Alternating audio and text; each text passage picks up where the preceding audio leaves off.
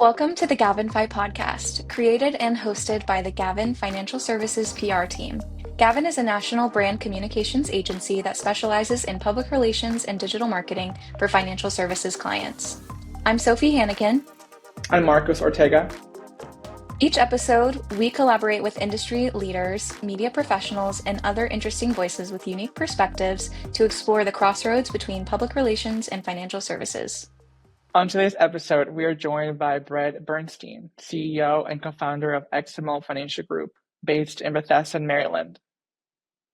Thank you, Brett, for joining. Can you share some details about XML and your role at XML? Yeah, well, thank you for having me. So as you said, Brett Bernstein. I'm the CEO and co-founder of XML Financial Group, and we joke that it stands for X Merrill Lynch, even though we don't trade as that. A little over 20 years ago, we left Merrill Lynch and started our own firm. And so in my capacity, I am, besides being an active wealth advisor for several $100 million of client assets, I lead the firm's day-to-day operations. I lead our M&A initiatives, so really involved in pretty much every aspect of the firm each and every day. Great. Well, we're looking forward to the conversation we'll have today. And we are going to be speaking about omnichannel marketing, its role in financial services, and how strategic PR complements and helps amplify marketing efforts. So, omnichannel marketing at its core is about ensuring messaging is consistent across platforms and marketing channels to provide a unified experience. With this in mind, how would you define omnichannel marketing at XML? Well, I think you gave a perfect definition. Yeah, I mean, I think a lot changed for us with the pandemic. I mean, that is really what made us go from, I think, what a lot of businesses and in our industry have, which was a bifurcated approach, a little bit of this and a little bit of that. And ironically, and this is not my sales pitch, it was you all where it started. It was Focus Financial Partners, right? My private equity silent partner came to me and said, "You really need to meet with Gavin." And I said, "Sure, fine, I'll go ahead and listen." And I was blown away by what you all proposed. And not only did you deliver amazing PR and still have today, but it forced me to basically invest the time and resources into having this omnichannel approach that you talked about. And it wasn't just PR, it was every aspect that we do. So it was partly you all, and it was partly the pandemic that forced it, and it was the right thing to do. You mentioned COVID and then the outsider factors, but could you tell us, was there a moment when you realized that traditional marketing just wasn't enough to create the client experience you wanted? Yeah, I mean, if you think, right back when the pandemic happened, right, everyone went remote, right? We went from a place where, Zoom wasn't that common and people still came in and, to a point where you couldn't see anyone, but yet we still had to serve our clients. And then you realize behemoth firms that were used to this kind of marketing, the Fishers and others that are out there, the Edelmans, they were already getting in front of the clients. So if we weren't, someone else was going to be in front of them. And so I looked at it and said, I can't afford not to be investing in this. So obviously a lot's changed, right, over the 5+ years, but it really got us to say, if we're not getting in front of our clients, if we're not giving them information, if we're not using the proper technology, if we're not able to connect with prospective clients and referrals, then how are we going to grow? And additionally, as a team, how are we going to stay together, right, when we're now all over the country when the world shut down? So that's really, I think, how it came to be. Yeah, you make some great points there. Financial services is an industry really rooted in relationships and trust. What role do you think omnichannel marketing has played or does play in maintaining trust across your brand and with your client base? Yeah, I think a big thing for us was making sure we had consistency in our brand. We most recently relaunched our website and we brought in a new director of marketing. It was really to step our game up because we needed to make sure that we had consistency out there. We needed to make sure that we were providing information to our clients who are all over the country and sometimes different parts of the world. We needed to make sure that they were receiving a good cadence of information. It was done in a format that hopefully they could relate to. We created our own mobile app. Why? Because people look at different things. Some might want to use an app. Some might want to be on the website. Some might enjoy getting email coming through an automated email system like HubSpot. And some people like to see the template newsletters, and some like to see an email that looks like it actually came from me. So we wanted to make sure that we had a consistent look and feel that was going out, that however you wanted to receive it, you could receive it in a way that worked best for you. Yes, we still do in person. Yes, we still have phone calls and Zooms, but we needed to make sure that this marketing platform allowed the person to receive it the best way they wanted to. You just mentioned a couple of key elements within your omnichannel marketing strategy. What channels have you found to be the most impactful, and how do you maintain the consistency across all those platforms? Yeah, so I'm not a paid endorser from any of them, but we use Practify as our back office CRM. It's built off Salesforce. I think it's an amazing, amazing tool. It integrates with HubSpot, right? So we use HubSpot for a lot of integrated marketing. But it was really two key things that happened. I hired a chief technology officer and I hired the director of marketing. And those two women are absolutely leaders in the industry and they work hand in hand. And so bringing in other tools like Hootsuite for doing different things where we upload and it's consistent right across different social platforms, whether it's utilizing a new onboarding that we're about to roll out software that makes it for the client experience is better, for the client service associate, it integrates with our technology. So instead of the client getting this email and right signature and this, it is an integrated tool. And so I think it really started with having one or two key people that could then study the firm, study the client, and then come to me as a leader and say, if this is the goal you're trying to roll out in a consistent fashion, we believe this is the tool or the tools. They integrate together. They have the APIs set up.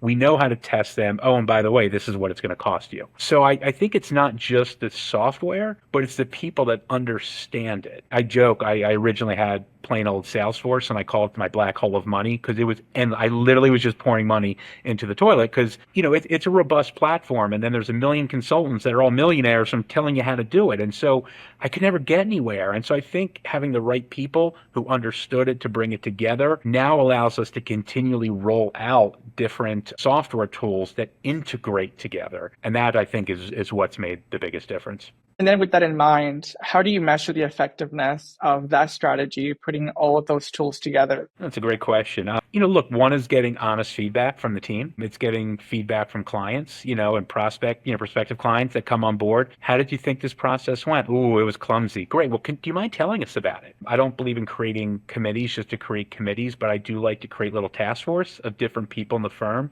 different skill sets, different parts of the firm to give us their opinions and test things. And then I think it's also looking at it. For example, I'll make it up, if our newsletter got a 20% open rate and now we get a 30% open rate, some might go, gee, you're only getting 30% open rate. That's pretty strong. But the fact that we went from 20 to 30, which is what, a 40, 50%, whatever it is, expansion and open rate, I don't know, to me, that's pretty good, right? So I think we have to have metrics. And again, bringing someone like my director of marketing, my chief technology officer, they are data-driven people. They're able to quantify those things. And let's be honest, when I have to answer to partners and I have to answer to a P&L when I spend money, I need to be able to have some metric to quantify it. And look, I'll use you guys as an example. I believe that you cannot quantify necessarily in a dollar PR, but I think it's an invaluable piece to have because if my brand's not out there, if I'm not being quoted, if I'm not on a podcast or an article or whatever it may be, then someone else is, and my brand's not expanding out there. I'm not saying that can't correlate to I've closed 20 clients generating X millions of dollars in revenue, but there's some things you can put in ROI. I believe that you can't put an ROI on PR because you have to have it. It's just critical, I think, into the business cycle. So again, I'm not a paid endorser here, but I think it's important to say that you have to have metrics in how you look at things. And I think when I started with you all, the realistic goals I set out were, hey, if I could be quoted a couple times in a quarter, that would be a home run. And Jay had me quoted, I think in Yahoo News before I actually signed your contract. So he already hit the mark. Now, maybe that was a good sales tactic, but my guys more than met what I set out that I thought would be an amazing and realistic goal. So to me, that's how you measure it. Now, something else, a seminar, I'm going to measure how much did I spend, how many people came, how many clients did we close. That's a different way of measuring it. Yeah, that's a good point. There are lots of different ways to quantify, the different parts of omnichannel marketing and PR. You make a great point.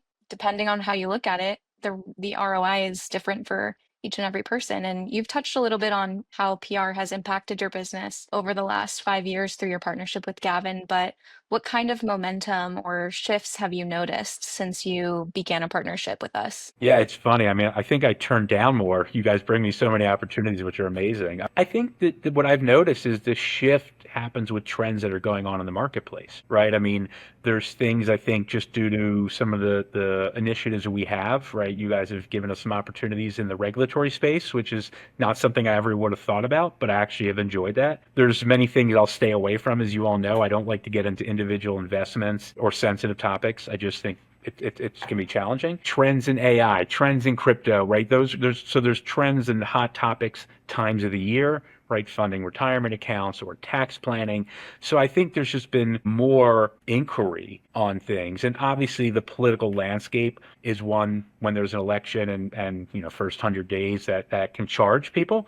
Being in the DC metropolitan area, right? We're right in the middle of it. I'd say I feel like there's just a lot more opportunities that are presenting itself. And the nice thing is that we can really pick and choose where we think our experts can add value in a quote or being in an article or on a podcast or something. But yeah, I think it's just time of year and what's the sexy widget at that time. On the flip side, have you received any feedback from clients or prospective clients that have noticed you in the media? Yeah, I mean, so I get my chops busted by my friends every now and then, especially if I'm printed in the Wall Street Journal. That one usually, look at you, Mr. Big Shot. But no, I mean, I think the feedback, I've only gotten positive feedback from people. I think one, me particularly, and we as a firm stay away from sensitive issues. It's hard to please everyone. And so I think when we're commenting on whether it's market related things, a lot of the stuff we like to focus on, as you know, is on the financial planning front, or me specifically, we get into M&A and growth of talent and things like that.